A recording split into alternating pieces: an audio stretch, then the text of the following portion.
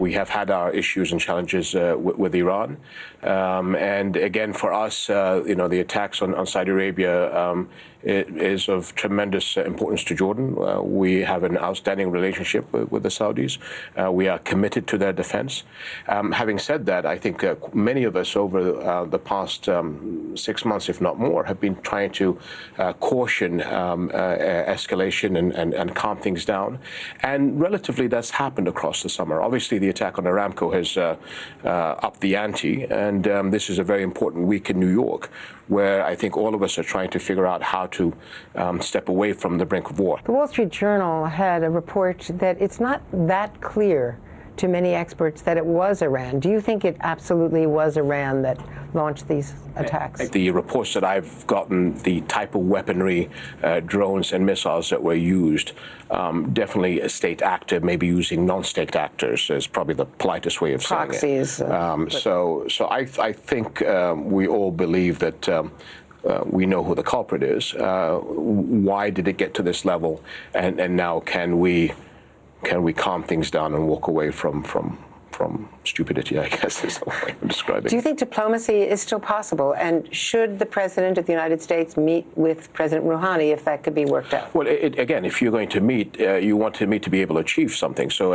the President would be in a far better position than any of us to decide whether or not that's a valid way of going. I've always believed, as His late Majesty King Hussein did, that diplomacy, dialogue, reaching out to the other is the only way to go. Because what is the alternative? The alternative is violence. And we've all learned the hard way in our part of the world that wars are really easy to get into and almost impossible to get out of. The U.S. has a maximum pressure campaign and recently sanctioned, only days ago, the central bank of Iran. How does Iran now react when it is being squeezed with the toughest sanctions on any country in the world right now?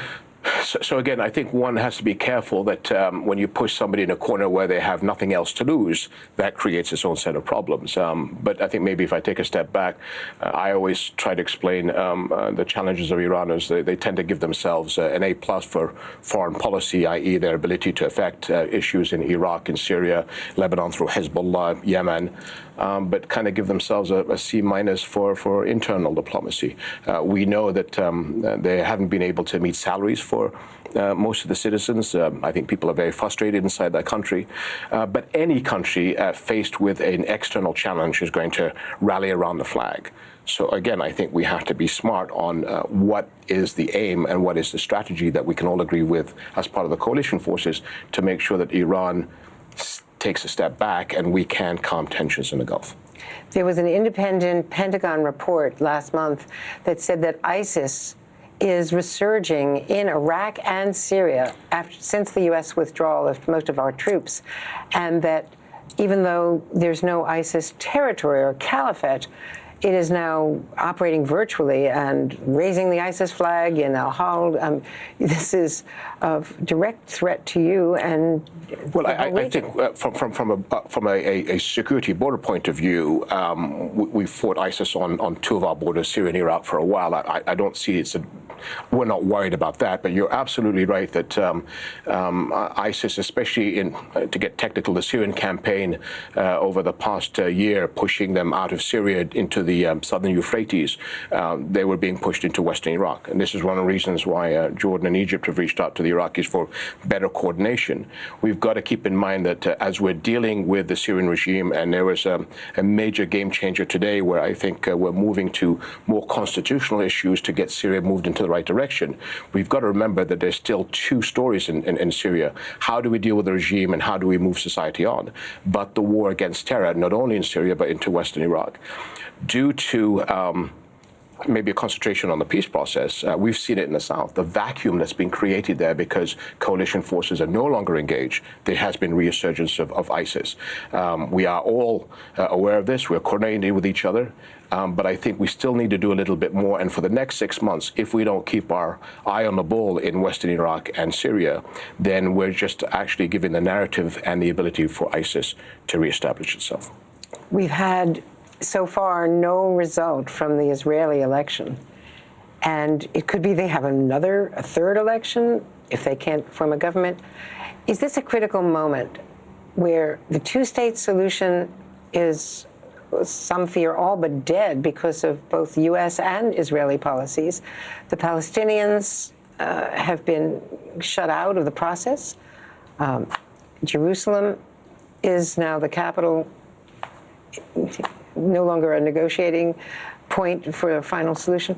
So where do we stand now, given how supportive the U.S. has been of Netanyahu's policies and how this has shut out the Palestinians from any role in diplomacy? I really don't think, but again, it's up to the Israelis whether they'll go for another round of elections.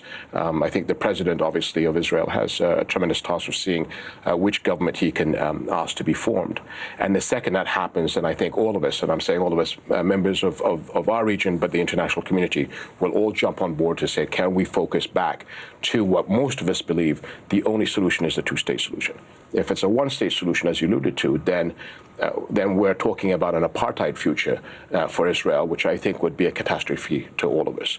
So we're standing by in the wings, seeing how we can help, and we just have to see what happens in the next couple of weeks. When you hear talk of Israel annexing the West Bank, what is your reaction? Well, again, I do take a pinch of salt in electioneering, but a statement like that does not help at all, because what you do is then hand over the narrative to the worst people in our neighborhood. And we that want peace, want to be able to move forward, tend to be more isolated. If the policy is to annex the West Bank, then that is going to have a major impact on the Israeli-Jordanian relationship and also on the Egyptian-Israeli relationship, because we are the two only Arab countries that have peace with Israel.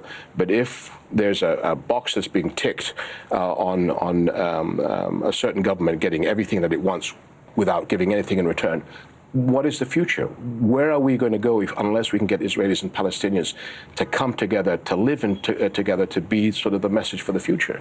And at the moment, that's at jeopardy. So if we're talking about an apartheid Israel with a law that's different for Jews and different for Christians and Muslims, that is going to continue to add fuel to disruption in the Middle East. And it is sort of, the mind boggles when that statement came out. Speaking of crises, the burden on Jordan, on the kingdom, of the refugees from Syria and other refugees, the burden on your economy, and the continuing of 700,000 Syrians alone, refugees in your country, is extraordinary. It's tough. It's the equivalent of 60 million Canadians coming across the border in a period of 2 or 3 years. Our second biggest city at the height of the refugee crisis was the size of Chicago, and that was the refugee camp. We have gotten 63% of what we need to look after just the Syrian refugees, and this year only about 6%. So the problem is it's been a tremendous strain on the economy of Jordan and on the Jordanian people.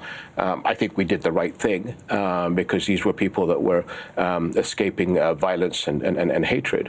But it's been immensely tough. We're working with the IMF and the World Bank to slowly bring Jordan back into some breathing space and try to create growth. But it's been an immense challenge for us to be able to do that.